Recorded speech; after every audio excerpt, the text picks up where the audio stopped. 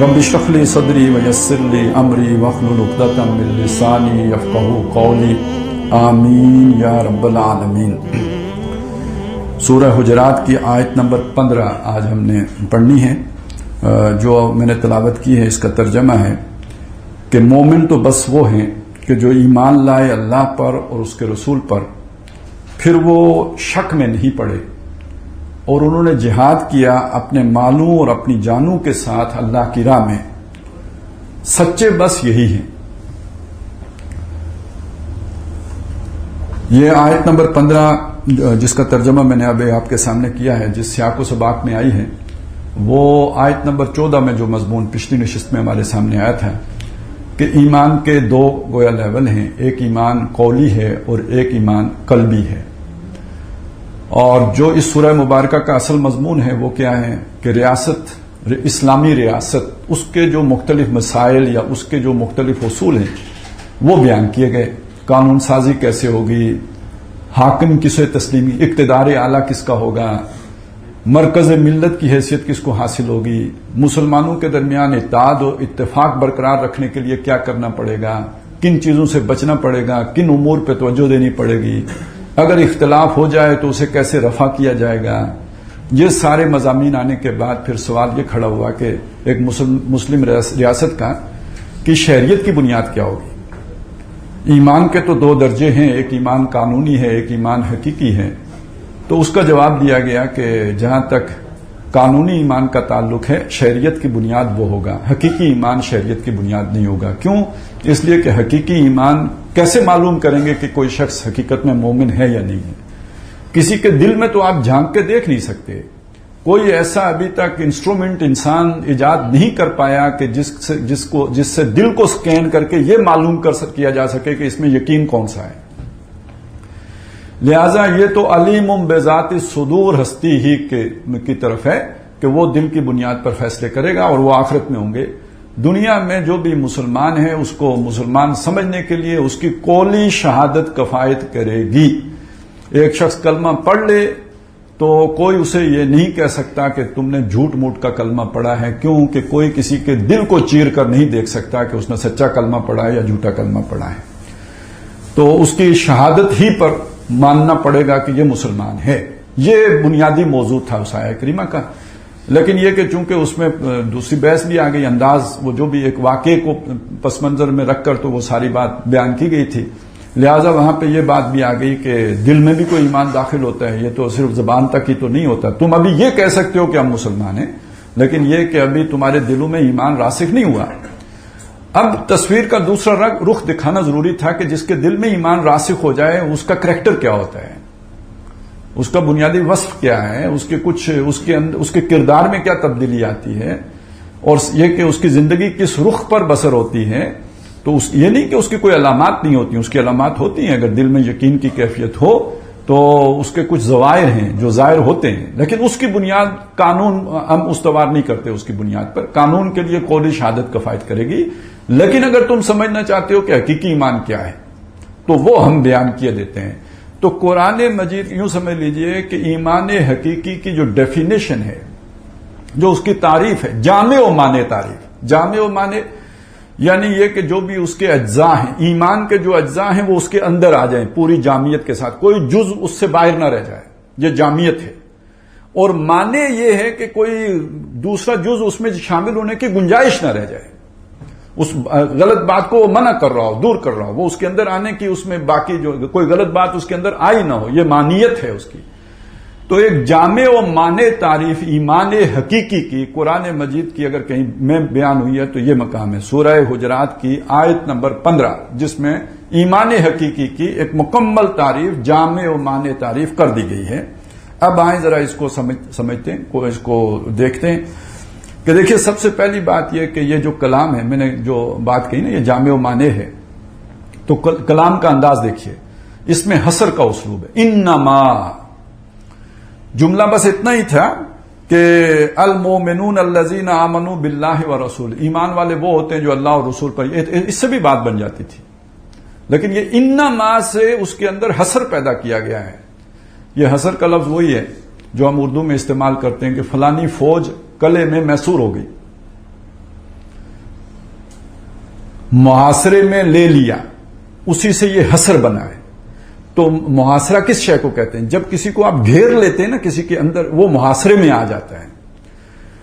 तो हसर का मतलब ये होता है कि किसी तस्वुर को आपने जो आपने तस्वुर बयान किया है उसको किसी के साथ आपने मैसूर कर दिया, बांध दिया, यानी उसके बाहर वो तस्वुर मौजूद नहीं है। मसलन जब आप यूं कहेंगे कि जैद आलिम है, तो आपने खबर दी है, और खबर क्या है? जैद आलिम है, लेकिन आपने इल्म को जैद की जात में मैसूर नहीं किया है। क्योंकि जैद अगर आलिम है तो कोई शाहिद भी आलिम हो सकता है, कोई जाहिद भी आलिम हो सकते हैं। इस जुमले ने किसी और के इल्म की नफी नहीं की है, सिर्फ इतना बताया है कि जैद आलिम है। बकर भी आलिम हो सकता है, कोई फाजिल भी आलिम हो सकता है, वो भी उनके इल्म आलिम होने की गुंजाइश बाकी है। लेकिन जब इस जुमले में आप ही का इजाफा कर देंगे, जैद ही आलिम है, अब इसका मतलब क्या होगा? आपने बाकियों के इल्म की नफी की है। देखें ना, हम अल्लाह ताला के लिए कहते हैं, जब हम ये इया का नाबुदु व इया का नस्ताईन का तर्जमा करते हैं तो क्या तर्जमा करते हैं? ए अल्लाह, हम तेरी ही इबादत करते हैं, तुझ ही से मदद चाहते हैं। बाकी सबकी नफी हो गई या नहीं होगी? इसी को अगर हम यूं कहें, अल्लाह हम तेरी इबादत करते हैं, तुझसे मदद चाहते हैं, तो ये एक वक्त की कैफियत तो हो सकती है, किसी दूसरे वक्त में किसी दूसरे से मदद लेने की नफी नहीं हो सकती। लेकिन इस ही ने आके तो वो एक नफी पैदा कर दी। इसको हम कहते हैं ये हसर का उसलूब है, यानी दूसरों की इबादत की नफी होगी, सिर्फ अल्लाह ही की इबादत करते हैं, ये हसर है। इसी तरह ये इन्ना मां ने यहां हसर पैदा किया, इसलिए वो मैंने तर्जमे में उसको यूं जाहिर किया था कि मोमिन तो बस वो है, यानी उनके अलावा मोमिन नहीं। कौन सा ईमान? हकीकी ईमान। अब आप यहां अगर उसका मतलब वो ले लेंगे जो कानूनी ईमान का है, तो फिर सारा माना ही उलट हो जाएगा, फिर तो बड़ा मसला पैदा हो जाएगा, फिर तो फतवे लग जाएंगे इस बात पर कि जिसमें ये चीजें नहीं है तो गोया वो मोमिन ही नहीं है ना। वो जो फतवे वाला ईमान है उसका जिक्र ऊपर आ गया, कालतिल अराबु आमन्ना कुल लम तुमिनु वलाकिन कुलू अस्लमना, वो तो पहले बयान हो गया। लेकिन उसमें एक सवाल खड़ा होता है कि अगर ये इनके दिलों में ईमान दाखिल नहीं, तो जिनके दिलों में ईमान दाखिल है वो कौन है? अब उसकी वजाहत हो रही है कि वो तो बस वो है। इन्नमल मोमिनून अल्लज़ीना, मोमिन तो बस वो लोग हैं जो आमनू बिल्लाहि व रसूलिही, जो ईमान लाए अल्लाह और उसके रसूल पर, व लम यरताबू, और फिर शक में नहीं पड़े। अब आप देखें, वो पहले वाले ईमान के साथ किसी शक में पड़ने का जिक्र तो नहीं था ना। ये शक कहां पड़ता है? जब आप कहते हैं अशहदु अल्ला इलाहा इल्लल्लाह व अशहदु अन्ना मुहम्मदन अब्दुहु व रसूलुहु, इसमें अगर कोई शक पड़ेगा तो सिर्फ ये पड़ेगा कि शीन आपने ठीक निकाला या नहीं निकाला, हे आपकी जो है ना वो सही जगह से निकली है या नहीं निकली, ये वाला शक पड़ेगा ना। बाकी वो जो यकीन की कैफियत है वो कहां शक पड़ता है? वो दिल में शक पड़ता है, जिसे हम कहते हैं वसवसाना, डवाडोल होना। एक बात को मानना भी तो कुछ डबल माइंडेड होके मानना, यकीन होता भी है और यकीन नहीं भी होता, एक ख्याल आता है मगर दिल ठुकता नहीं। ये सारी शक की कैफियत है। इनके साथ जब कहा सुम्मा लम यरताबू, फिर किसी शक में नहीं पड़े, तो इसका अगर इसे मुस्बत तौर पर कहें तो इसका क्या मतलब होगा? वो दिल से यकीन लाए, ईमान उनके दिलों में रासिख हो गया, ईमान उनके दिलों में ठुक गया, उनके दिल में उतर गया। इसलिए कि जहां शक पड़ा तो इसका मतलब है अभी ठुका नहीं, शक पड़ा तो इसका मतलब है यकीन कामिल नहीं हुआ, शक पड़ा तो इसका मतलब है अभी कोई जो है वो वसवसी अंदाजी होती है। तो उन्हें शक नहीं पड़ा, इसका मतलब यह है कि ईमान जाके उनके दिलों में पैवस्त हो गया। पैवस्त होना यानी जैसे कोई शय किसी चीज के अंदर उसे पिला दी जाती है। आपने कभी लकड़ी को तेल पिलाया हो, कोई होता है ना, कभी आप लकड़ी को जो है ना वो तेल में रख दें, वो तेल उसके अंदर चला जाए, उसके रेशे रेशे में तेल चला जाए, अब उसे निकालेंगे कैसे तेल उससे? वो उसमें पैवस्त हो गया, वो निकलेगा नहीं। تو ایمان ایسا جا کے دل میں پیوست ہو جائے کہ نکلے نہ.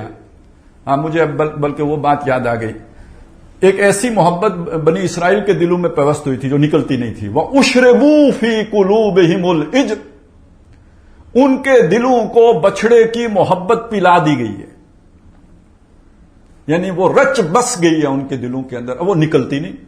آپ جو تزکیہ کریں، جو ان کو جو ہے تذکیر کریں، جو نصیحت کریں، جو واز کریں، جو بشارت دیں، جو انذار کریں، وہ ان کے اندر سے وہ بچڑے کی محبت نکل کے نہیں دیتی. اس طرح ایمان جا کے دل کے اندر راسخ ہو جائے، یہ ہے لم یرتابو. اور یہ وہ کیفیت راسخ کب ہوتا ہے؟ وہ بچڑے کی محبت راسخ ہو گئی تھی نا، نہیں نکل رہی تھی. کیوں؟ محبت تھی. محض یہ دعویٰ میں اللہ کو مانتا ہوں، یہ راسخ نہیں ہو سکتا. یہ راسخ تب ہوگا کہ جب اللہ سے شدید ترین محبت پیدا ہو جائے. والذین آمنوا اشد حبا للہ، وہ لوگ جو ایمان لائے وہ سب سے شدید محبت اللہ سے کرتے ہیں. جس سے محبت ہوتی ہے وہ دل سے نہیں نکلتا. محبت کے بغیر آپ دل میں جا ہی نہیں سکتے. یہ بات سمجھ لیں، جب تک آپ کو محبت نہ ہو تو وہ شے دل میں، وہ خیال دل میں اترتا ہی نہیں ہے، وہ دماغ میں رہے گا. اللہ کو مانتے ہیں، اللہ خالق ہے، اللہ کو مانتے ہیں، اللہ رازق ہے، اللہ کو مانتے ہیں، اللہ تعالیٰ پالنہار ہے، اللہ کو مانتے ہیں، فعال لما یرید ہے، اللہ کو مانتے ہیں، لطیف ہے، اللہ کو مانتے ہیں، خبیر ہے، حکیم ہے، مانتے ہیں، یہ سب مانتے ہیں، ادھر دماغ میں. جب تک اس سے محبت نہ ہو جائے وہ دل میں نہیں جائے گا. دل میں تو جاتا ہی محبوب ہے نا. تو معلوم ہوا کہ یہ جو لم یرتابو ہے، جسے ہم یقین کہتے ہیں، اس کا دوسرا مطلب یہ کہ اللہ سے شدید محبت ہو جائے. تو اب یہ پہلی شرط پوری ہو جائے گی ایمان کی، یقین والے ایمان کی، دل والے ایمان کی، تصدیقم بالقلب والے ایمان کی، کہ آپ کو اللہ سے محبت ہو جائے اور سب سے بڑھ کر ہو جائے. اس لیے کہ کسی اور کی محبت اگر ہوگی تو وہ جگہ نہیں چھوڑے گی نا دل میں. مال کی محبت ہے تو دل تو آکوپائیڈ ہے. کبھی آپ نے کوئی ایسا کمرہ دیکھا ہے جو پہلے سے کسی نے کرائے پہ لے رکھا ہو تو کوئی دوسرا بندہ بھی کرایہ دار وہاں پہ آ کے بس جائے؟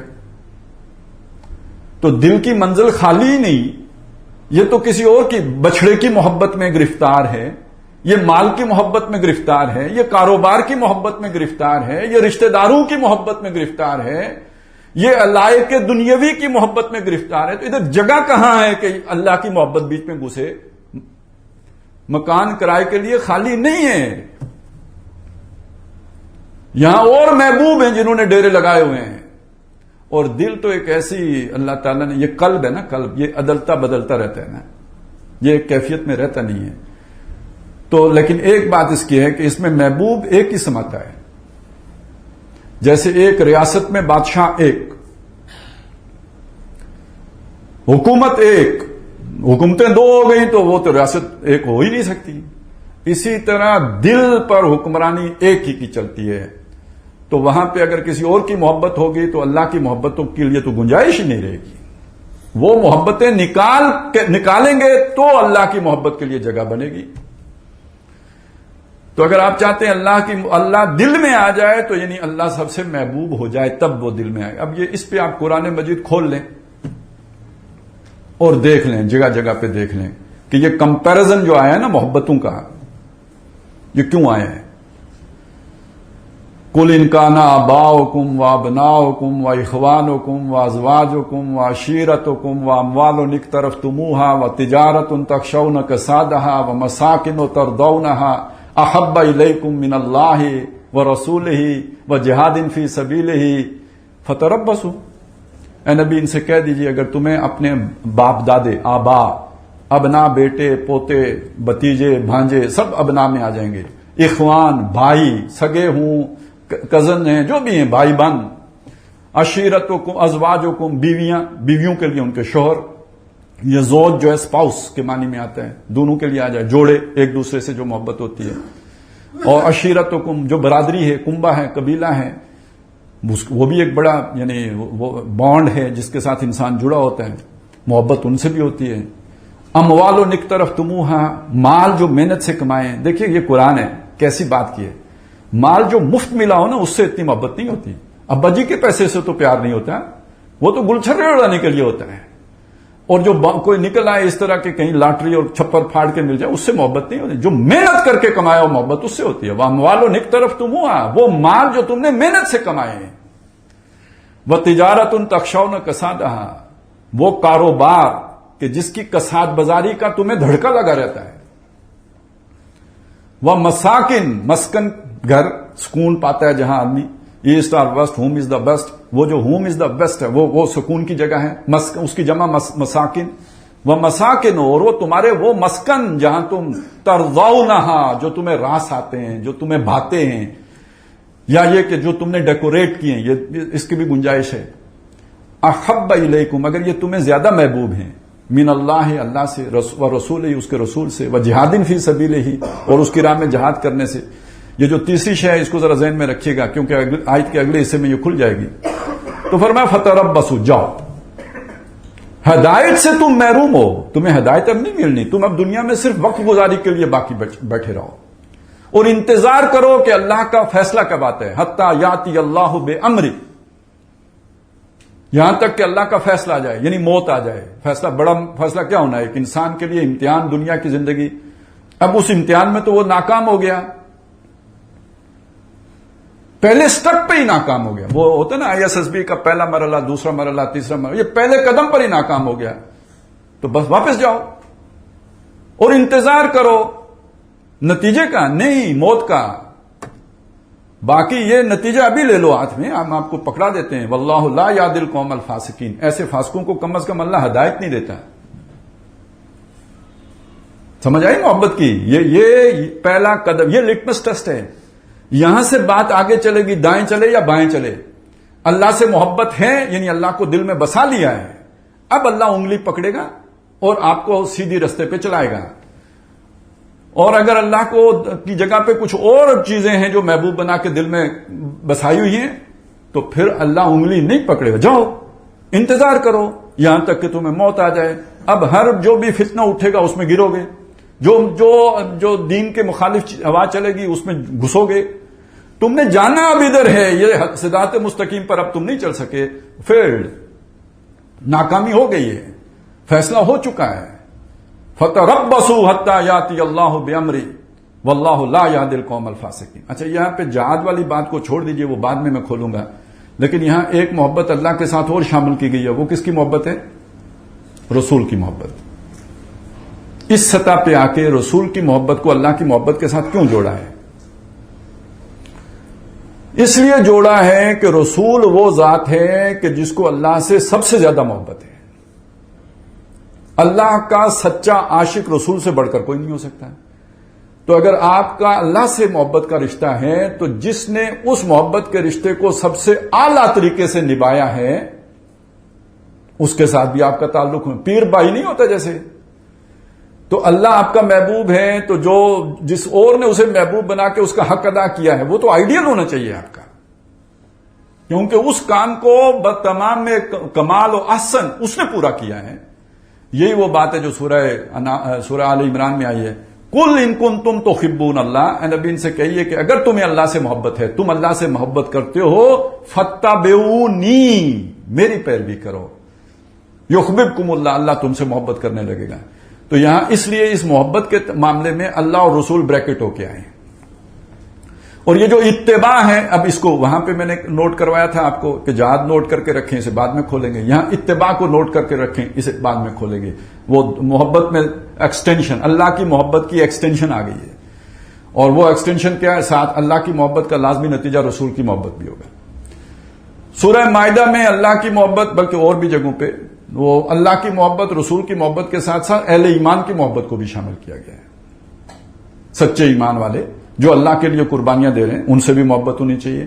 اور یہ بھی سمجھ میں آنے والی بات ہے کیونکہ ایک ہی رستے کے مسافر ہیں, تو وہ جو ایک ایسوسیشن ہوتی ہے ایک دوسرے سے, وہ تعلق کا ذریعہ حدیث میں بھی آیا ہے اس کا کہ جو اللہ کی محبت میں ایک دوسرے سے محبت کرتے ہیں, ایک دوسرے کی زیارت کو جاتے ہیں, تو جب حشر کے میدان میں کوئی سایہ نہیں ہوگا تو اللہ تعالیٰ جو ہے ان کو اپنے عرش کے نیچے جگہ دے گا. کیونکہ محبت کی جو منبع ہے, جو بنیاد ہے, جو سورس ہے, مین سورس, وہ اللہ کی محبت ہے. اب جو اللہ سے جڑا ہوا ہے اس سے وہ محبت در حقیقت اسی محبت کا نتیجہ ہے. یہ جو زیارت کے لیے جانا اور مسلمان کا مسلمان سے محبت کرنا، یہ در حقیقت اسی محبت کا پرتو ہے. اچھا، اس کی کو ذرا اگر اور بھی آگے بڑھا کے دیکھیں، اس سورہ مبارکہ میں یہ آیا تھا نا، مومن آپس میں بھائی ہیں، انما المؤمنون اخوۃ. تو اس بھائی چارے کی بنیاد یہ روحانی تعلق ہے، وہ محبت جو اللہ کے ساتھ ہے اور وہ انہیں آپس میں جوڑے ہوئے ہیں.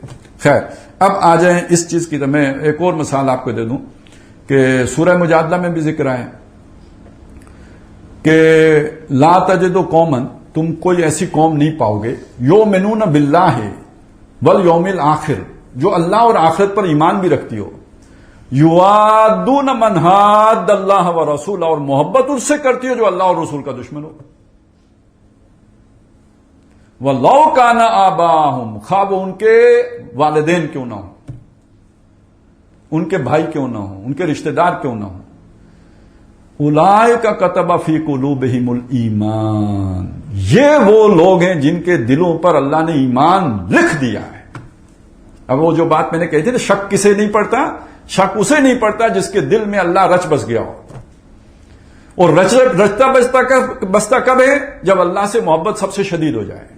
جب اللہ سے شدید محبت ہو جائے گی تو اس کا نتیجہ یہ ہے کہ پھر کوئی اور کتنا قریبی رشتہ دار کیوں نہ ہو، کتنا بڑا کوئی مالی معاملہ اور کاروبار اور گھر بار کیوں نہ ہو، اللہ کی محبت پر اسے فوقیت نہیں دے رہا ہوگا. یہ ہے وہ پہلا معیار کہ اس کا مطلب ہے دل میں اللہ کی یاد اب رچ بس گئی ہے. اولئک الذین کتب فی قلوبہم الایمان، ان کے دلوں میں اللہ نے ایمان لکھ دیا ہے، اب انہیں شک نہیں پڑتا. یہ ان کو استقامت نصیب ہو گئی، ان کا دل ٹھک گیا ہے اللہ کی محبت پر. اور یہ ہیں جن کی انگلی پھر اب اللہ نے پکڑ لی، انہیں صراط مستقیم پر گامزن فرمائے گا، انہیں سیدھی راہ پہ چلائے گا. تو یہ ہو گئی جی پہلی بات، انہیں شک کوئی بھی نہ رہے اور یقین کی کیفیت حاصل ہو جائے. یہ تو میں نے ایک ایمان کے حوالے سے بات کی نا. چلیں اس کے ساتھ رسالت والی بات بھی آ گئی، آخرت کے ساتھ وہ بھی ایمان ہے نا. تو اس کے ساتھ تو قرآن مجید نے خاص طور پہ یقین کا لفظ استعمال کیا نا، وَبِالْآخِرَةِ هُمْ يُوقِنُونَ، آخرت پر تو وہ یقین رکھتے ہیں. تو اصل میں وہ بھی اسی ایمان کی ہی، یوں سمجھے اللہ پر ایمان ہی کی ایک ایکسٹینشن ہے، ایک مزید توسیع ہے، ایک یوں سمجھے کہ اس کا ایک اور سرا ہے، ایک اور اس کا برانچ کہہ لیجئے، شاخ کہہ لیجئے، کہ اللہ تعالیٰ کے کامل عدل کا ظہور تو آخرت میں ہی ہونا ہے. دنیا تو امتحان کے لیے، عدل کے لیے تو اللہ نے آخرت بنائی ہے. اور وہ آخرت اور دنیا کا آپس میں تعلق کیا ہے؟ یہ جو اللہ کی محبت ہے، اس کی جگہ پر کوئی اور محبت نہ آ جائے. یہ نہیں ہو سکتا جب تک کہ آپ کو آخرت کا یقین نہ ہو. مرنا ہے، اللہ کے پاس جانا ہے. اللہ کے پاس جانا ہے تو اس بنیاد پہ فیصلے ہونے ہیں. تو وہ آخرت ہی آپ کی موٹیویشن بنتی ہے، آخرت ہی آپ کو وہ بنیاد فراہم کرتی ہے کہ آپ سب سے زیادہ اللہ کی محبت کا حق ادا کر سکیں. کیوں؟ اللہ کی محبت کا لازمی نتیجہ دنیا کا نقصان ہے. دیکھیے، یہ نہیں ہو سکتا کہ آپ اللہ کی محبت کا حق ادا کرنے کی کوشش کریں اور آپ کی دنیا محفوظ رہے. ابراہیم کا باپ تو اس سے چھوٹ جائے علیہ السلام، انہیں تو اپنی قوم چھوڑنی پڑ جائے، انہیں تو اپنے بچے کی گردن پہ چھری چلانی پڑ جائے، انہیں آگ میں چھلانگ لگانی پڑ جائے، اور ہماری نہ ہنگ لگے نہ پھٹکڑی، اور اللہ بھی راضی رہے اور دنیا بھی چلتی رہے. یہ نہیں ہو سکتا. اب جب دنیا کی قربانی دینے کی ضرورت پیش آئے گی تو کیا شے مانے؟ کیونکہ اللہ پر ایمان کا نتیجہ تو یہ بھی نکل سکتا ہے، اللہ تو قادر، اے اللہ تو ہر شے کر سکتا ہے، تو اس طرح کرنا، مجھے بھی کوئی 25-10 ارب روپیہ دے دینا، چل کوئی بہت بڑا توشہ خانہ نہیں دیتا تو یہ چھوٹا سا خوشہ خانہ تو دے دینا. تیرے خزانوں میں کیا کمی ہے؟ اللہ تیرے پاس کیا تھوڑا ہے؟ اگر تو نے مجھے بھی تھوڑا سا امیر کر دیا تو فَمِنَ النَّاسِ مَن يَقُولُ رَبَّنَا آتِنَا فِي الدُّنْيَا، مانگتے اسی رب سے ہیں لیکن مانگتے دنیا ہیں. تو جو دنیا مانگنے کے لیے اللہ سے جڑا ہوا ہے وہ اللہ کی خاطر دنیا قربان کرے گا.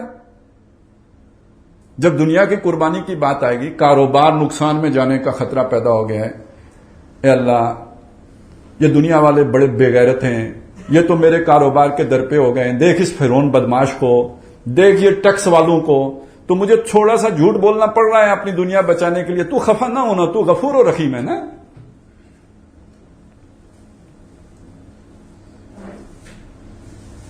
تو بڑا بے نیاز ہے. تو تیرا کیا نقصان ہوگا؟ میں نے اگر اپنی دنیا بنانے کے لیے تھوڑا سا تیرے حکم کے اندر وہ مچھلیاں پکڑنے کے لیے ہفتے کے دن ایک نالیاں نکالنی, تو دیکھ میں نے کتنا اہتمام کیا کہ تو ناراض نہ ہو جا. میں نے ہفتے کو مچھلیاں نہیں پکڑی, ہیلا کیا ہے تیرے لیے یہ کیا ہے, تجھے راضی کرنے کے لیے کیا ہے, تو تو راضی ہو جا مجھ سے. یہ تو صرف آخرت ہے, مرنے کا یقین اور اللہ کے سامنے پیش ہونے کا یقین, اور یہ یقین کہ دنیا کی زندگی دھوکے کے سوا کچھ نہیں ہے. وَمَا الْحَيَاةُ الدُّنْيَا إِلَّا مَتَاعُ الْغُرُورِ وَمَا الْحَيَاةُ الدُّنْيَا إِلَّا لَعِبٌ وَلَهْوٌ. یہ یقین ہے تو ہم یہ دنیا کی یہ ساری چیزیں قربان کر سکتے ہیں اللہ پر. نہیں تو دنیا خود بڑی لذت والی شے ہے, دنیا میں خود بڑی کشش ہے, دنیا خود بڑی جو ہے کھینچنے والی ہے, مزین چیز ہے. زُيِّنَ لِلنَّاسِ حُبُّ الشَّهَوَاتِ مِنَ النِّسَاءِ وَالْبَنِينَ وَالْقَنَاطِيرِ الْمُقَنطَرَةِ مِنَ الذَّهَبِ وَالْفِضَّةِ وَالْخَيْلِ الْمُسَوَّمَةِ وَالْأَنْعَامِ وَالْحَرْثِ. ان میں سے ہر شے جو ہے انسان کو پوزس کر لیتی ہے, پکڑ لیتی ہے. پھر انسان اللہ کو بھی یاد کرے گا, وظیفہ بھی وہ پڑھے گا جس سے مال و دولت میں اضافہ ہو. یہ بہت سارے وظائف پڑھنے والے جو نماز کے بعد بیٹھے ہوتے ہیں اور بڑی جو ہے نا استغراق میں بیٹھ کے تو وظیفے کر رہے ہوتے ہیں, تو کیا پتا وہ مانگ یہ رہے ہوں یا اللہ کاروبار میں ترقی دے دے. ٹھیک ہے نا, بیریا ٹاؤن میں ایک پلاٹ اور دے دے. یہ جو ابھی والا ہے یہ 5 مرلے کا ہے, کوئی 7 مرلے کا دے دے. تو مطلب اس کے لیے بھی تو وظیفہ کرنا ہی پڑتا ہے. کتنے وظائف آپ دیکھ لیں نا, یہ جو یوٹیوب پہ اکثر جو اس طرح کے وظیفوں کی وہ ہوتی ہے نا, اس پہ کلک دیکھیں, مطلب ان کے وہ ویورشپ دیکھیں. باقی کوئی حقیقت سمجھائیں تو وہاں پہ بس وہ جھنڈی ہوتی ہے, لیکن یہ والی کہانیاں آپ وہاں پہ بیان کریں تو پھر دیکھیں کیوں, وہ مطلب کی بات ہے. تو اللہ سے بھی مانگتے ہیں تو کیا مانگ رہے ہوتے ہیں, وظیفے پڑھتے ہیں تو کیا پڑھ رہے ہوتے ہیں, کئی نمازیں حج کرتے ہیں تو کیوں کرتے ہیں. اکثر وہی ہے نا, وہ آیت جو آئی میں نے آپ کو سنائی کہ دنیا مانگتے ہیں, وہ حج کے موقع پہ آئی ہے نا. تو یہ سمجھ لیں کہ اس ایمان کا یقین کا کیا تعلق ہے. دنیا کی ان محبتوں کی قربانی آدمی نہیں دے سکتا جب تک کہ آخرت پر یقین ہر دم, ہر آن, ہر لحظہ, ہر لمحہ راسخ نہ ہو. تو نہ اس آخرت کے ایمان پر کوئی شک ہو, نہ اللہ کی محبت میں کوئی شک ہو. اب یہ ایمان, اس میں کوئی شک نہیں رہا, یعنی کوئی شک کا کانٹا اس سے نکل گیا, یہ خالص ایمان ہو گیا, یہ یقین والا ایمان ہو گیا. اچھا, یہ میں نے جو اتنی بات آپ کے سامنے رکھی ہے, تو اب ذرا میں چاہتا ہوں کہ یہ 2 ایمانوں کا فرق آپ کے سامنے. ایک وہ قولی ایمان تھا شہادت والا, ایک یہ حقیقی ایمان ہے. آپ کو معلوم ہے یہ جو قولی ایمان ہے اس کی بنیاد کتنی باتوں پر ہے؟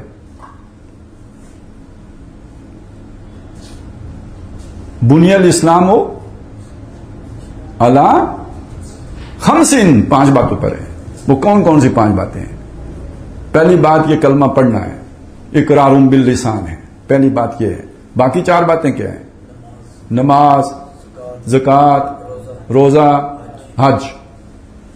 تو اسلام جن 5 باتوں پر کھڑا ہے وہ یہ ہیں, یعنی قولی شہادت, یعنی قانونی ایمان. ایک مسلمان کو یہ سارے کام کرنے پڑیں گے تب وہ مسلمان شمار ہوگا.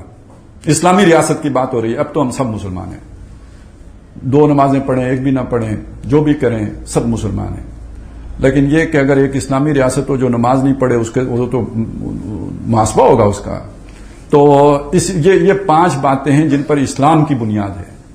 تو یہ تو ایمان ہے نا, یہ اسلام تو نہیں ہے نا. اس سے اگلی بات ہے وہ تو قالت الاعراب آمنا قل لم تؤمنوا ولکن قولوا اسلمنا, یہ کہو کہ ہم اسلام لائے. تو اسلام 5 چیزوں پر کھڑا ہے. وَلَمَّا يَدْخُلِ الْإِيمَانُ فِي قُلُوبِكُمْ, ایمان ابھی تمہارے دلوں میں داخل نہیں ہوا. تو جب ایمان دل میں داخل ہو جائے تو وہی 5 چیزیں رہیں گی یا اس میں کوئی اضافہ بھی ہوگا؟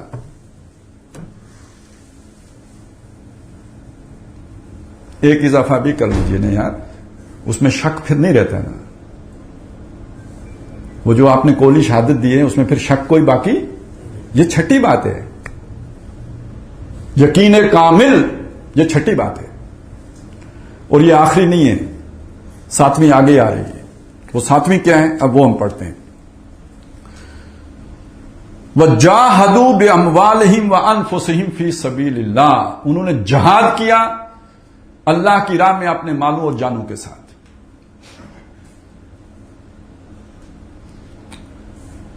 جہاد کا لفظ اب یہاں پہ آ گیا، پہلے یہ سمجھ لیں کہ یہ ایمان کے ساتھ لازم و ملزوم ہو کے آیا ہے یہاں پہ۔ کون سا ایمان؟ دل والا ایمان۔ اور یہ واحد مقام نہیں ہے قرآن مجید کا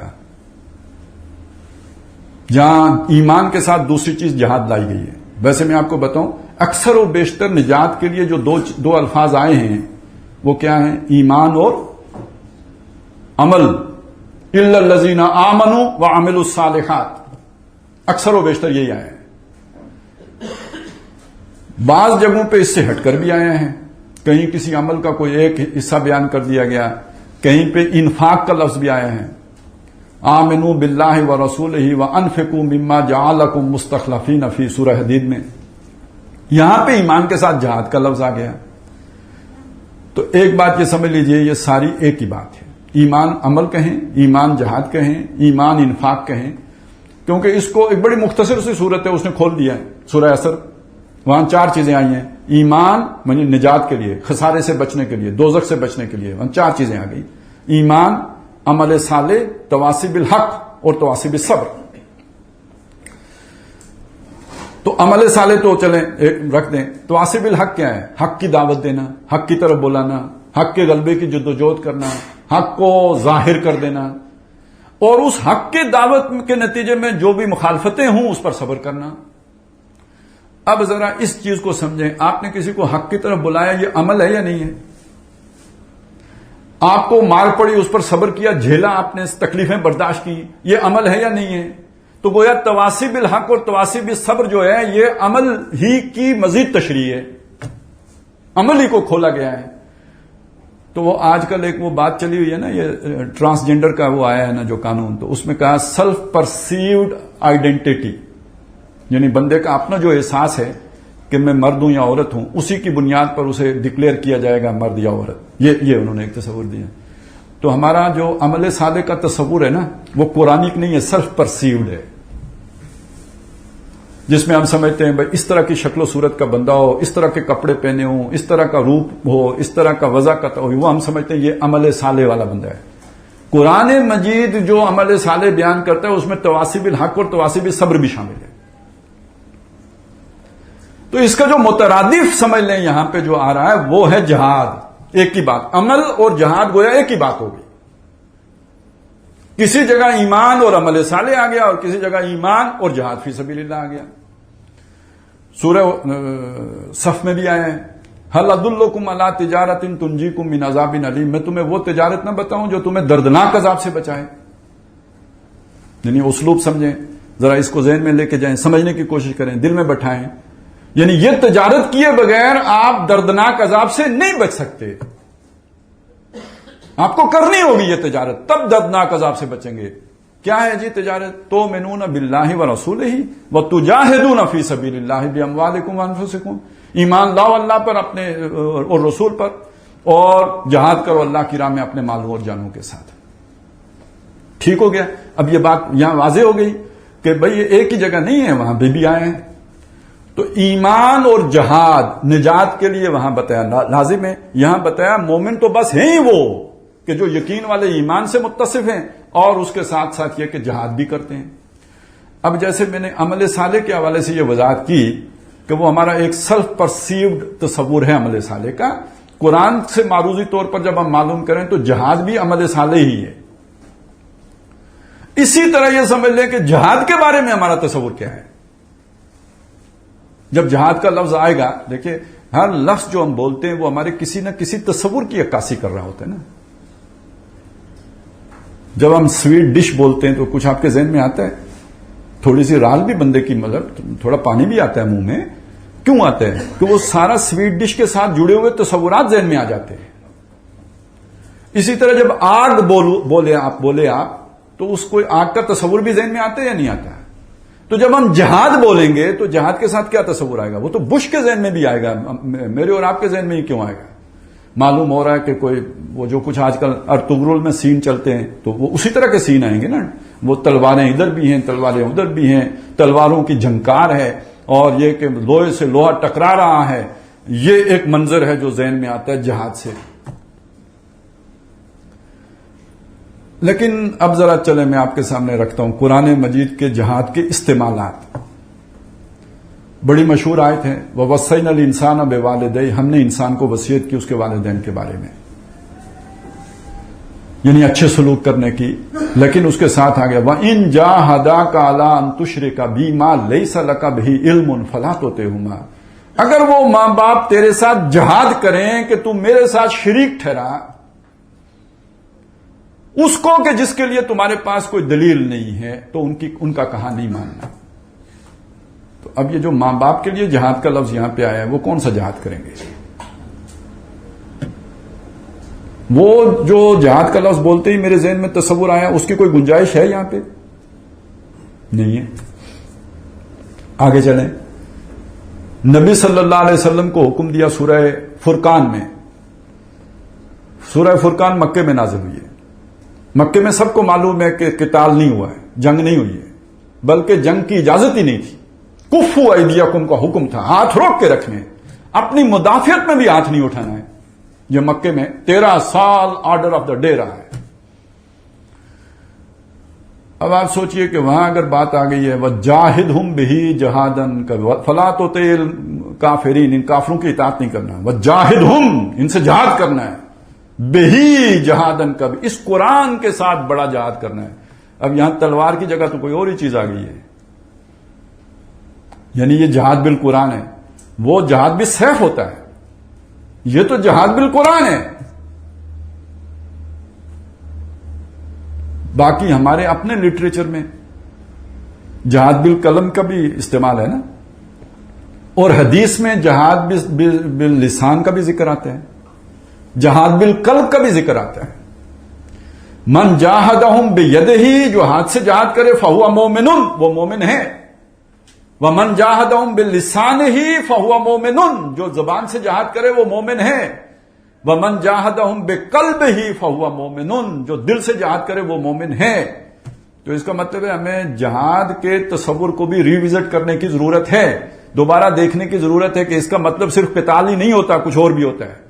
لیکن اس طرف آنے سے پہلے میں یہ چاہتا ہوں کہ ذرا چونکہ یہ حدیث میں نے آپ کو سنا دی ہے، دیکھیے یہاں بھی جہاد کے ساتھ ایمان کو جوڑ کے لایا ہے نا، نہ صرف جوڑ کے لایا ہے بلکہ یہ بتایا ہے کہ اگر یہ جہاد ہے تو ایمان ہے، اور اگر یہ جہاد نہیں ہے تو ایمان ہے ہی نہیں، کیونکہ اس کا آخری جملہ یہ ہے وَلَيْسَ وَرَاءَ ذَلِكَ مِنَ الْإِيمَانِ حَبَّةُ خَرْدَلٍ، اگر دل میں بھی جہاد نہیں ہے تو پھر ایمان رائی کے دانے کے برابر بھی نہیں ہے۔ تو یہ کون سا ایمان؟ وہ دل والا ایمان۔ اس کی بنیاد پر کافر نہیں ہو جائے گا بندہ، بلکہ اصل بات یہ ہے کہ یہ وہ یقین والا ایمان پھر رائی کے دانے کے برابر بھی نہیں ہے، اگر دل میں بھی کڑن اور جلن اور تکلیف نہیں ہے برائی کو دیکھ کر۔ تو یہ تو بات بالکل واضح ہو گئی کہ ایمان حقیقی اگر ہے تو جہاد اس کا لازمی نتیجہ ہے، اس میں کوئی شک باقی نہیں رہا۔ لیکن جہاد کسے کہتے ہیں اس کے بارے میں مغالطے ہیں۔ عام طور پر ہم یہی سمجھتے ہیں کہ جہاد، اور یہ عام لوگ ہی نہیں سمجھتے، خاص لوگ بھی سمجھتے ہیں، اہل علم بھی سمجھتے ہیں کہ جہاد کا مطلب قتال ہی ہوتا ہے۔ تو جہاد بھی قرآن کی اصطلاح ہے، قتال بھی قرآن کی اصطلاح ہے، یہ مترادف بھی ہیں، ایک ساتھ بھی ایک دوسرے کی جگہ پہ بھی استعمال ہو جاتے ہیں، لیکن ان میں باریک سا فرق بھی ہے۔ وہ فرق سمجھ لیں کہ جب یہ اس طرح اصطلاح کے طور پر آتے ہیں تو قتال جہاد کے اندر شامل ہے، لیکن جہاد کا تصور قتال سے زیادہ وسیع ہے۔ جب ہم کہتے ہیں یہ طالب علم ہے تو دیکھیں وہ اگر کچی میں ہے تو بھی طالب علم ہے، اور پی ایچ ڈی کر رہا ہے تو بھی طالب علم ہی ہے۔ لیکن جب ہم کہتے ہیں میٹرک کا طالب علم ہے تو ہے تو طالب علم ہی، لیکن ہم نے اسے خاص کر دیا۔ میٹرک بھی علم کے اندر ہی کا ایک شعبہ ہے، ایک درجہ ہے۔ تو ایک ہوتا ہے کہ بعض اوقات آپ ایک بات وسیع معنی میں کر رہے ہوتے ہیں، بعض اوقات آپ اسے محدود کر کے کر رہے ہوتے ہیں۔ جہاد ایک وسیع معنی کی اصطلاح ہے، اس میں جیسے میں نے آپ کو بتایا جہاد بالقرآن بھی ہے، جہاد بالقلب بھی ہے، جہاد باللسان بھی ہے، اور قتال وہ صرف ایک خاص اصطلاح ہے جب جہاد ایک خاص صورت اختیار کر لیتا ہے، جہاد بالید کے لیے۔ یہ اس کی امپارٹنس ہے، اس کی عظمت ہے، اس کی اہمیت ہے یہ جہاد بالیت کی، کیونکہ یہ جہاد کی چوٹی ہے، لہذا اس کے لیے ایک علیحدہ اصطلاح جو ہے وہ قتال انٹروڈیوس کروا دی گئی، لیکن وہ جہاد کے اندر ہی ہے۔ تو جہاد ایک وسیع مفہوم ہے اور قتال اس کا ایک شعبہ ہے، یا اس کی چوٹی کہہ لیں، جہاد کی چوٹی قتال فی سبیل اللہ ہے۔ قتال فرض کفایہ ہے۔ دیکھیں نا، ایک جنگ ہے، اس میں بندے 500 چاہیے، آپ کی آبادی 10,000 کی ہے، تو 10,000 کے 10,000 کو لے کے چلا جانا بیتوک کی بات نہیں ہوگی۔ خام خواہ کے خرچے، اونٹ ذبح کرو، گوشت کھلاؤ، مفت کا کھانے کھائیں گے، کوئی ضرورت نہیں ہے، اور خام خواہ رش ہوگا وہاں پہ، کوئی ضرورت، 500 بندہ چاہیے، 500 لے کے جائیں، باقیوں کی طرف سے فرض ادا ہو جائے گا، کفایت کر جائیں گے یہ۔ لیکن یہ والا جہاد جو یہاں پہ جیسے آ رہا ہے، یہ تو فرض عین ہے، یہ تو ہر مومن پہ فرض ہے۔ ان میں سے وہ اگر یہ جہاد نہیں ہے تو ایمان ہی نہیں ہے۔ وَلَيْسَ وَرَاءَ ذَلِكَ مِنَ الْإِيمَانِ حَبَّةُ خَرْدَلٍ، یہ ہر آدمی کے اوپر لازم ہے۔ تو یہ جہاد سمجھ لیجئے اس سے زیادہ وسیع ہے، اور اس اعتبار سے اگر آپ اسے دیکھیں تو ہمارے عمل کی جو سطح ہے نا، اس کے ساتھ جوڑ کے یہ دیکھیں گے۔ پہلے ان کا میں نے ابھی تو اسے مترادف بیان کیا تھا کہ عمل اور جہاد مترادف آئے ہیں، لیکن لاجیکلی اگر آپ دیکھیں تو ان میں جو ربط ہے، تو عمل کے لیے جو جذبہ چاہیے ہوتا ہے، جو موٹیویشنل فورس چاہیے ہوتی ہے، جو موٹیویٹنگ فورس چاہیے ہوتی ہے، اس کا نام جہاد ہے۔ اس کا نام آپ ایمان کہیں، اس کا نام جہاد۔ ایک یہاں آ کے جہاد ایمان کے جو ہے وہ مترادف ہو جائے گا، کہ وہ قوت محرکہ جو آپ کو عمل پر آمادہ کرتی ہے، اس کا نام جہاد ہے۔ اب یہ آپ کو سمجھانے چلا ہوں۔ مثلا دیکھیں، ہم سب پر اللہ کا بندہ بننا فرض ہے یا نہیں؟ وَمَا خَلَقْتُ الْجِنَّ وَالْإِنسَ إِلَّا لِيَعْبُدُونِ، میں نے جن اور انس نہیں بنائے مگر اپنی بندگی کے لیے بنائے ہیں۔ اللہ کی اطاعت، اللہ کے رسول کی اطاعت ہم سب پہ لازم ہے یا نہیں ہے؟ اور کلی اطاعت، اللہ کا کوئی حکم نہ توڑا جائے۔ ادخلوا فی السلم کافہ، اسلام میں پورے کے پورے داخل ہو جاؤ۔ اب یہ کرنے کے لیے آڑ کیا بنتی ہے، رکاوٹ کیا آتی ہے؟ میں اللہ کا بندہ بننا چاہتا ہوں، مخالف طاقت کیا ہوگی جو مجھے اللہ کا بندہ بننے کے راستے میں رکاوٹ بنے گی؟ پہلی، میرا اپنا نفس نہیں چاہتا، ان النفس لامارۃ بالسوء، بے شک انسان کا نفس جو ہے اسے برائی پہ آمادہ کرتا ہے۔ ابھی جو میں نے آپ کو کہا وہ ہیلے بہانے نکالتا ہے، وہ کہتے ہیں یار خیر ہے، دین میں رخصت بھی تو ہے نا، یہ وہ سارے ہیلے، وہ جو مچھلیاں پکڑنے کے ہفتے کے دن، یہ سارے دماغ سجائے گا تو کس کے تابع ہو کے سجائے گا؟ کس کو راضی کرنے کے لیے سجائے گا؟ وہ ارج کہاں سے پیدا ہوگی؟ وہ نفس سے پیدا ہوگی نا۔ اب میں صبح نیند میں اٹھنا نہیں چاہتا، نیند نہیں قربان کرنا چاہتا، گرم بستر سے نہیں نکلنا چاہتا، یہ میرے نفس کی خواہش ہے۔ اب وہ بستر سے نکلنے کے لیے مجھے نفس کے ساتھ کوئی کشتی کرنی پڑے گی یا نہیں کرنی پڑے گی؟ کوئی مطلب جھگڑا اندر ہی ہوگا یا نہیں ہوگا؟ یہ دو فورسز ہیں، ان کے درمیان کشمکش ہے، اس کشمکش کا نام ہی جہاد ہے۔ دیکھیے، جوہد کہتے ہیں کوشش کو، اور جہاد کہتے ہیں دو کوششوں کے آپس میں ٹکراؤ کو۔ مجاہدہ یا جہاد، یہ مفعل آپ جو باب ہے، اس میں جو ہے نا وہ آپ دو فریق ہوتے ہیں، جیسے مشاعرہ اکیلا تو نہیں ہو سکتا نا، دو شاعر ہوں گے تو مشاعرہ ہوگا۔ مباحثہ، دو پارٹیاں ہوں گی تو مباحثہ ہوگا نا، ڈیبیٹ ایویں تو نہیں ہو سکتی، اکیلا کرے گا بحث ہے، دو کریں گے مباحثہ ہے۔ تو مناظرہ، مقابلہ، تو اس پہ جتنے بھی آپ لے کے آئیں گے یہ سارے کے سارے، اس میں دو فریق طلب یعنی ان کی ضرورت ہوتی ہے۔ تو مجاہدہ، تو ایک فورس تو ایمان ہے جو آپ کو کھینچ رہی ہے کہ نماز پڑھو، اٹھو بھائی فجر کا وقت ہو گیا، بلکہ تہجد پڑھو، نفل پڑھو۔ یہ اندر سے ایک آپ ایمان اگر اندر ہے تو اس نے آپ کو اس طرف کھینچا ہے۔ لیکن اندر ہی ایک دوسری فورس ہے کہ جو نہیں یار دیر سے سویا تھا، وہ فلانے صحابی نے نماز فجر کے بعد بھی تو مطلب قضا بھی تو ہو جاتی ہے نا یار، کوئی نہیں آج ایک دن کر لیتے ہیں۔ تو یہ اب ساری چیزیں اندر سے چل رہی ہیں، ایک قوت ایک طرف کھینچ رہی ہے، دوسری قوت دوسری طرف کھینچ رہی ہے۔ تو یہ اندر کھینچا تانی شروع ہونے کا مطلب یہ ہے کہ کوئی ایمان کی رمق اندر تھی جس نے ادھر کھینچا، وہ دوسری کھچاوٹ تو یعنی وہ اندر تو ہے ہی ہے نا، اس سے تو کوئی انکار ہو ہی نہیں سکتا، وہ نفس ہمارا کبھی مر سکتا ہی نہیں۔ پہلی بات تو یہ ہو گئی۔ اب ذرا اس سے آگے نکلیں گے تو دوسری بات نکلے گی۔ دیکھیے نا، بات اگر نماز تک ہی ہوتی تو وہ صبح ہی کشتی کر کے ہم فارغ ہو جاتے، کم از کم اگلی کشتی زور کو ہوتی۔ لیکن مسئلہ یہ ہے کہ فجر کی نماز پڑھ کے میں نے دفتر جانا ہے، ادھر رشوت کا بازار گھر میں، جو رشوت لیتے ہیں ان کا لیونگ سٹینڈرڈ کچھ اور ہے، ان کا تو وہ چلیں 5 مرلے کا صحیح بحریہ ٹاؤن میں گھر بن گیا ہے، لیکن یہ جو دوسرا بندہ ہے جو کہتا ہے میں رزق حلال پر قناعت کروں گا، اس کا تو نور کالونی میں بھی گھر نہیں ہے، کرائے میں رہتا ہے۔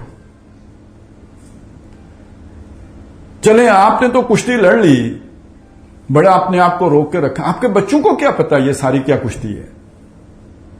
ان کو تو یہی لگے گا کہ بھئی ہمارے ابا کوئی سمجھدار آدمی نہیں ہے، سادہ بندہ ہے ہمارا باپ، یہ دیکھیں نا دنیا میں آگے بڑھ ہی نہیں سکا۔ اچھا ان کی اماں جی وہ بھی رونا روئیں گی کہ یار میں نے تو زندگی میری کوئی حسرت پوری نہیں ہوئی، بھائی ان کی کمائی ہوتی ہی اتنی تھی، بس ادھر سے آتا تھا ادھر سے نکل جاتا تھا، کبھی کوئی خواب دیکھا ہی نہیں، دیکھنے کی فرصت ہی نہیں ملی۔ 18 برس یوں ہی حسرتوں میں بیت گئے، تیرے واسطے ساٹن کا سوٹ سل نہ سکا، تو یہ زندگی بیت گئی، کچھ بھی وہ کوئی خواب جو ہے وہ آرزو پوری نہیں ہوئی۔ اچھا وہ محترمہ اکیلی تھوڑی ہوتی ہے، ان کا بھی تو پیچھے کوئی کنبا قبیلہ ہے، ان کی بھی بہنیں ہیں، وہ کوئی اور کسی طرح زندگی بسر کر رہی ہیں۔ اب یہ سارا پریشر آپ پہ آئے گا یا نہیں آئے گا؟ اچھا مصیبت ایک اور ہے، باقی ہر معاملے میں ساس بہو کی جو ہے نا ٹکر ہوگی، ان کا اپنا ایک جہاد جاری رہتا ہے، اس معاملے میں اتفاق ہوگا، دونوں اکٹھی پیر صاحب کے پاس جائیں گی کہ ہمارے جو ہے نا، وہ ایک کہے گی میرے خامد پر، دوسرا میرے بیٹے پہ، بڑا ہونہار تھا، بڑا قابل تھا، بڑا سیانہ تھا، پتہ نہیں کس نے جادو کر دیا ہے، اس کی متی ماری گئی ہے۔ تو اب وہ جو نفس ہے آپ کا، جو پہلے ہی چاہ رہا ہے کہ میں بھی حلوہ کھاؤں،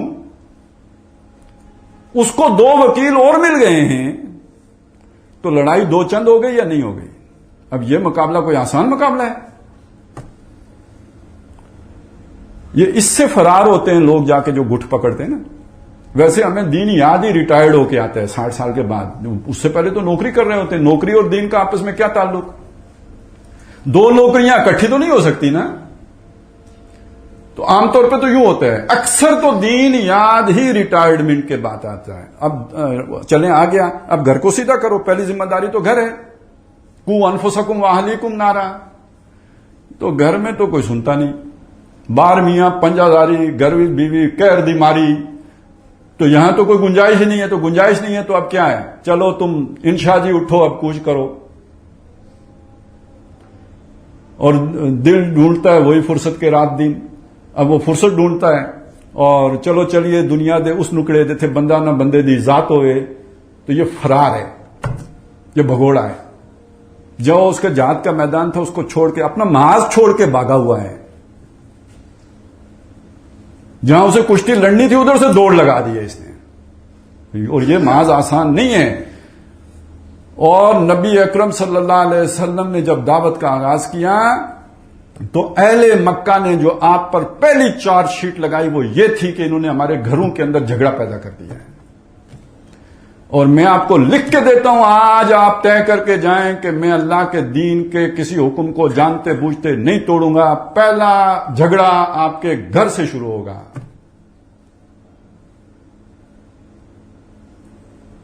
یہ جہاد ہے نا، تو دل میں ایمان ہوگا تو یہ لڑیں گے یا نہیں لڑیں گے یہ جہاد؟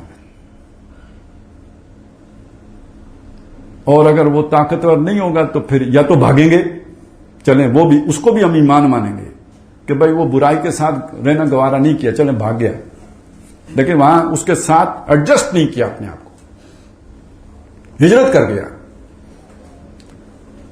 لیکن بندہ کمپرومائز کر گیا تو اس کا مطلب ہے وہ جو تھوڑا بہت پونجی تھی وہ رخصت ہوئی۔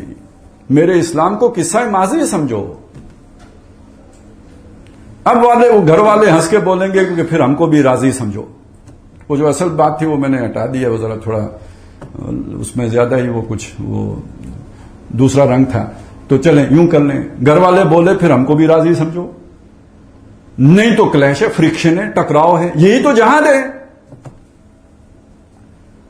اچھا یہ 2 ہی ایکٹر ہیں، یعنی وہ نفس امارہ اور یہ گھر والے، یہی 2 ایکٹر ہیں یا ایکٹر اور بھی ہیں؟ وہ شیطان بھی تو ہے نا، آپ سمجھا کے بیٹھیں گے، ٹھنڈا کریں گے، اس کے دل میں پھر کوئی خیال وسوسہ ڈال دے گا، وہ پھر کوئی پڑوسن آ جائے گی، وہ آ کے بتائے گی میرا خاوند تو یہ لے کے آتا ہے، تیرا خاوند کیا کرتا ہے؟ تو یہ ایک لامتناہی سلسلہ، بندہ مومن کبھی بھی اس جہاد سے فارغ ہو ہی نہیں سکتا، ہر لہجہ، ہر آن، ہر دم یہ جاری رہتا ہے. اگر ایمان ہو تو جاری رہتا ہے، نہیں ہو تو پھر کمپرومائز ہو جاتا ہے، پھر امن و سکون ہو جاتا ہے، لڑائی ختم، جھگڑا ختم، اور جو ہے نا وہ برکت ہو گئی گویا. لیکن یہ ڈسپشن ہے، یہ دھوکہ ہے، یہ جو ہے انسان نے دھوکہ کھایا ہے. تو بہرحال یہ جہاد کا ایک بات آپ کے سامنے آ گئی. اب دوسری بات اس سے اوپر کی ہے کہ دیکھیں آج کفر کس طرح پھیل رہا ہے، اور کفر اپنے دلائل کے ساتھ آ رہے ہیں، کفر اپنی ایجوکیشن کے ساتھ آ رہے ہیں، کفر اپنی طاقت کے ساتھ آ رہے ہیں، کفر اپنے ریشنل کے ساتھ آ رہے ہیں، اپنے فلسفوں کے ساتھ آ رہے ہیں. اب اس کا توڑ کرنے کے لیے بھی تو پنجہ آزمائی کرنی پڑے گی یا نہیں؟ لوگوں کو پبلک ماس ایجوکیشن کی ضرورت ہے یا نہیں؟ یہ کفریہ نظریات، ان کا توڑ کرنے کے لیے کوئی سر کھپائی کرنے کی ضرورت ہے یا نہیں؟ ایک فتنہ جب اٹھتا ہے، جس نے اس کا کلا کما کرنا ہو، اس کو راتوں کا سکون تو اڑ جائے گا نا کہ میں اس کو رد کیسے کروں. پہلے اسے سمجھنا پڑے گا، سمجھنے کے لیے ٹائم چاہیے، پورا اسے پڑھنا پڑے گا، پورے اس کے دلائل سمجھنے پڑیں گے. جب آپ نے اس کے دلائل سمجھ لیے، اب اس کا توڑ آپ نے قرآن و حدیث سے کرنا ہے. یہ ایک نئی مصیبت اٹھی ہے. چلے پہلی کوئی مصیبت ہوتی تو کٹ کاپی پیسٹ کرتے کسی محقق کی جو پرانی تحقیق اٹھاتے اور اسے بیان کر دیتے، اللہ اللہ خیر صلی اللہ. لیکن فتنہ ہی نیا اٹھا. اس سے پہلے تو کسی کے سان گمان میں بھی نہیں تھا اس کا کوئی جواب. تو اب یہ سارا آپ نے نیا اس کے مقابلے میں اپنا آرگومنٹ بلڈ کرنا ہے، تو کتنا بڑا کام آپ کو، کتنی راتیں آپ کو قربان کرنی پڑیں گی، اور کس لیول کا آپ کو آرگومنٹ اپنا بنانا پڑے گا، تب جا کے وہ کسی پر مؤثر ہوگا. تو اسی کشمکش میں گزری میری زندگی کی راتیں، کبھی پیچ و تاب رومی، کبھی پیچ و تاب رازی، کبھی سوز و ساز رومی.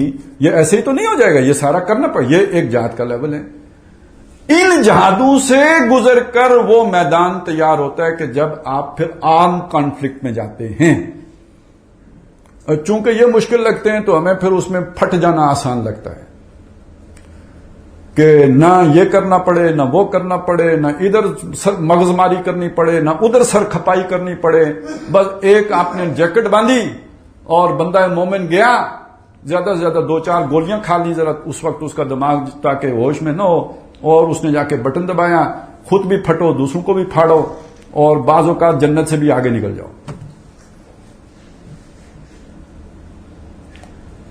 تو یہ اس جہاد کا ایک بالکل غلط تصور ہے جس کو لے کے یہ سارا کچھ ہو جائے گا. اصل یہاں سے شروع ہوتا ہے. تو وہ والا قتال فی سبیل اللہ تو فرض کفایہ ہو سکتا ہے، لیکن اب آپ سمجھے کہ دل میں اگر ایمان داخل ہو گیا تو اس جہاد سے تو خالی کوئی مسلمان نہیں ہو سکتا. تو اب وہ بات کھل گئی کہ انما المؤمنون الذین آمنوا باللہ ورسولہ ثم لم یرتابوا وجاہدوا باموالہم وانفسہم فی سبیل اللہ. تو 7واں رکن کون سا ہو گیا جی؟ 5 تو وہ اسلام والے ہو گئے، 6واں کون سا تھا؟ یقین قلبی والا. تو 7واں کون سا ہوا؟ جہاد فی سبیل اللہ. اور جہاد فی سبیل اللہ کس لیے ہوتا ہے؟ وہ جو عمل کے تقاضے ان کو پورا کرنے کے لیے جو محنت کرنی پڑتی ہے، اس محنت کا دوسرا نام جہاد فی سبیل اللہ ہے، جس کے یہ 3 درجے آپ اپنے ذہن میں رکھ لیجیے. اور وہ حدیث بھی میں نے آپ کو سنا، اس جہاد سے خالی کوئی مومن نہیں ہو سکتا، ہر آن، ہر لہجہ، ہر لمحہ اسے کرنا پڑے گا. اس لیے آخر میں فرمایا ایمان کے دعوے دار تو سبھی ہیں، میں بھی ہوں، آپ بھی ہیں، سب ہیں. جو نماز پڑھتے ہیں وہ بھی ہیں، جو نماز تک نہیں پڑھتے وہ بھی ہیں کہ ہم مومن ہیں. لیکن اللہ نے یہاں بتایا اولئک هم الصادقون، اپنے دعوی ایمانی میں سچے بس یہ ہیں، باقی دھوکے میں ہیں. یہ جو دھوکے میں ہیں ان کا دھوکہ کب تک رہے گا؟ دیکھیے دھوکے میں کیوں ہیں؟ اس لیے کہ ان کے دل میں محبتیں اور چیزوں کی ہیں. تو اللہ نے انہیں اس دھوکے میں رکھ دیا کہ تم بھی مومن ہو. ان کا یہ دھوکہ ہٹے گا کب؟ آنکھ کا یہ اوپر سے یہ پردہ کب اترے گا؟ سورہ حدید میں وہ منظر کشی کی گئی ہے کہ جب وہ حشر میں جائیں گے تب تک یہ سمجھتے رہیں گے کہ ہم مومن ہیں. جب پل صراط کا معاملہ آئے گا تو اب وہ چھانٹے جائیں گے. ان کو روشنی نہیں ملے گی کہ جس کی بنیاد پر وہ پل صراط کراس کریں، پیچھے رہ جائیں گے. جب پیچھے رہ جائیں گے تو جو آگے نکل جائیں گے ان سے پوچھیں گے الم نکم معکم، کیا ہم تمہارے ساتھ نہیں تھے؟ یعنی ہم بھی مومن تھے، تم آگے نکل گئے، ہم کیوں پیچھے رہ گئے؟ کالو بلا، وہ ان کو مڑ کے کہیں گے کیوں نہیں، تم بھی مومن تھے، یعنی دعویٰ تمہارا بھی ایمان کا تھا، قولی شہادت تم نے بھی دی تھی، نام تمہارے بھی ہمارے جیسے تھے، پیدا تم بھی مسلمانوں کے گھروں میں ہوئے تھے، وَلَٰكِنَّكُمْ فَتَنْتُمْ أَنفُسَكُمْ، لیکن تم نے اپنے آپ کو فتنے میں ڈالا۔ فتنہ کیا ہے؟ دنیا کی محبت۔ انما اموالکم واولادکم فتنہ، یہ تمہارے مال اور تمہاری اولاد فتنہ ہے نا۔ یہ جو دنیا کی محبتیں وہ 8 میں نے گنوائے، وہ ساری فتنہ ہیں، تم ان محبتوں میں پڑے۔ وَلَٰكِنَّكُمْ فَتَنْتُمْ أَنفُسَكُمْ، تم محبت میں یکسو نہیں ہوئے، تم نے ایک محبوب کو ترجیح نہیں دی، تم نے دنیا کی محبتیں دل میں ان کو بسیرا دیا، ان کو جگہ دی، ان کو بسایا۔ وَلَٰكِنَّكُمْ فَتَنْتُمْ أَنفُسَكُمْ، اچھا جب ان کو بسا لیا، وَتَرَبَّصْتُمْ، تم گو مگو کا شکار ہو گئے۔ دیکھیں جس کے دل کے 2 محبوب ہوں، یا 2 طرف سے ایس ایم ایس ہی آتا ہو چلیں، تو بندہ تھوڑی دیر تو ڈوا ڈول ہوتا ہے نا، چنا کن یا چنی، کسے پروپوز کروں، دونوں تو نہیں ہو سکتا اس زمانے میں، تو چلیں کوئی ایک ہی چننا ہے، تو تھوڑی دیر کے لیے تو ڈبل مائنڈ ہوں گے نا، آخر فیصلہ کریں گے کہ کس کو ترجیح دی جائے۔ تو جہاں محبتیں 2 ہوں، اس کا لازمی نتیجہ تربص نکلتا ہے، گو مگو نکلتا ہے کہ ادھر جاؤں یا ادھر جاؤں۔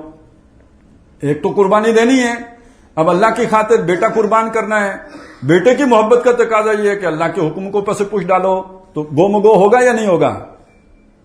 جو یکسو ہوگا اسے دیر نہیں لگے گی، وہ تو فوراً اذ قال لہ ربہ اسلم قال اسلمت لرب العالمین، وہ تو فوراً مانے گا۔ لیکن یہ کہ جس کے دل میں یہ 2 محبتیں بسی ہوئی ہوں، اس کا معاملہ یہ لازمی ہوگا کہ وہ ڈواں ڈول ہو جائے، گو مگو کا شکار ہو جائے گا۔ تو وَلَٰكِنَّكُمْ فَتَنْتُمْ أَنفُسَكُمْ وَتَرَبَّصْتُمْ، جس کے نتیجے میں تم گو مگو کا شکار ہو گئے، اور گو مگو کی کیفیت میں انسان زیادہ دیر نہیں رہ سکتا، اسے کوئی ایک فیصلہ کرنا ہوتا ہے۔ تو جس کے دل میں دنیا رچی بسی ہو، اس کا فیصلہ اللہ کے حکم کے مطابق نہیں ہوتا، خلاف ہوتا ہے، وہ دنیا کی خاطر فیصلہ کرتا ہے۔ تو اب یہ دوسری محبت اگر اسے تنگ کرے تو پاگل ہو جائے گا۔ دیکھیے نا، 2 محبتیں ہیں، اللہ کی محبت بھی ہے، دنیا کی محبت بھی ہے۔ آپ نے دنیا کی محبت میں پڑھ کر اللہ کی محبت کو پیچھے ڈال دیا، تو جب آپ یہ کر چکے، اس کے بعد آپ کا ضمیر آپ کو ملامت کرے گا یا نہیں کرے گا؟ اس کے بعد وہ اللہ کی محبت آپ کو اپنی طرف کھینچے گی یا نہیں کھینچے گی؟ اچھا جب آپ ادھر مڑیں گے تو دنیا کا نقصان ہوگا، تو پھر یہ ایک اور مصیبت میں آپ پڑ گئے۔ عجب 2 گنا عذاب سے جان مجنون، عذاب صحبت لیلا و عذاب فرقت لیلا، ادھر جائیں تو مصیبت، ادھر جائیں تو مصیبت، یہ کھینچا تانی انسان کو پاگل کر دیتی ہے۔ لہذا بہت جلد اسے کوئی فیصلہ کرنا ہوتا ہے، ایک کنارے لگنا ہوتا ہے۔ تو دنیا کی محبت والا پھر کنارے کدھر لگتا ہے؟ اللہ غفور، اللہ رحیم، اللہ مہربان، اللہ شفیق۔ یہ مولوی صاحب نے اللہ سے بہت ڈرا دیا ہے، وگرنہ اللہ بڑا مہربان ہے، وہ ماں سے 70 گنا زیادہ محبت کرتا ہے، وہ سب کو جنت میں داخل کر دے گا۔ تو یہ تو پھر شک کی انتہا ہو گئی نا، یعنی عدل اللہ نہیں فرمائے گا۔ یہ سارا قرآن اللہ نے یہ 1.25 لاکھ انبیاء خامخواہ بھیج دیے، خامخواہ لوگوں کو ڈراتے رہے، اللہ نے تو سب کو جنت میں لے جانا ہے۔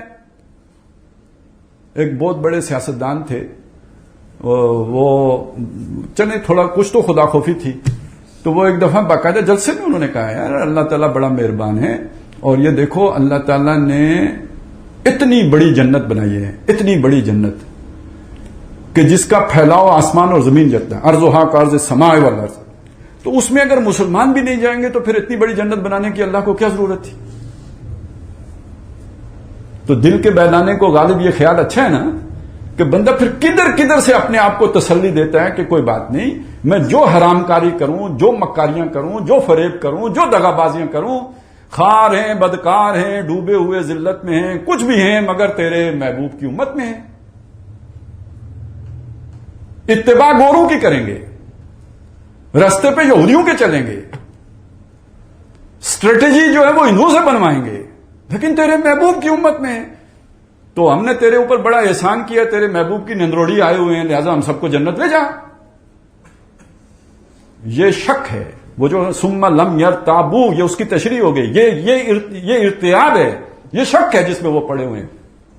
تو وَلَٰكِنَّكُمْ فَتَنْتُمْ أَنفُسَكُمْ وَتَرَبَّصْتُمْ وَارْتَبْتُمْ وَغَرَّتْكُمُ الْحَيَاةُ الدُّنْيَا، دنیا کی زندگی نے تمہیں دھوکہ دیا۔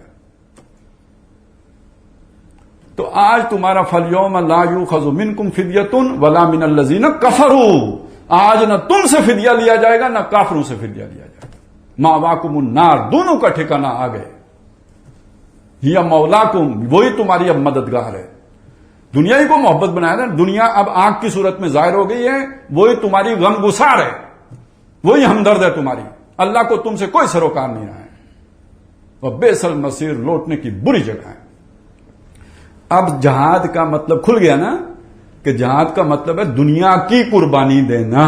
اب میں نے اس کو بالکل سامنے لا کے رکھ دیا. پہلے میں نے وہ مقابلے والی بات آپ کے سامنے رکھی تھی. یہ مقابلہ کرنے کے لیے اسماعیل قربان کرنے پڑتے ہیں، یہ مقابلہ کرنے کے لیے جان جوکھوں میں ڈالنی پڑتی ہے. اچھا، اسماعیل ہم سب کے ہوتے ہیں. ابراہیم کے بیٹے کا نام ہی اسماعیل نہیں تھا. میرا کاروبار میرا اسماعیل ہے، میرا روپیہ درم دینار میرا اسماعیل ہے، میرا گھر بار میرا سٹیٹس میرا اسماعیل ہے. تو اگر ابراہیم کو اپنے اسماعیل کے لیے امتحان میں ڈالا گیا تو کیا مجھے نہیں ڈالا جائے گا؟ وَلَنَبْلُوَنَّكُمْ بِشَيْءٍ مِّنَ الْخَوْفِ وَالْجُوعِ وَنَقْصٍ مِّنَ الْأَمْوَالِ وَالْأَنفُسِ وَالثَّمَرَاتِ.